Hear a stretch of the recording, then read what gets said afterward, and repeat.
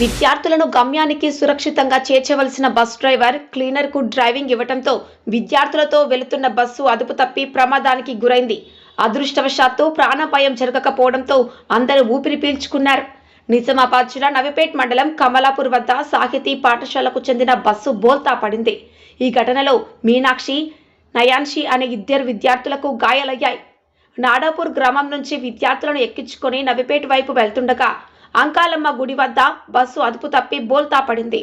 Bus cleaner బస్సును నడపడంతో ప్రమాదం చోటు చేసుకుంది. గాయపడ్డ విద్యార్థులను చికిత్స నిమిత్తం ఆసుపత్రికి తరలించారు. మిగిలిన విద్యార్థులు సురక్షితంగా బయటపడ్డారు.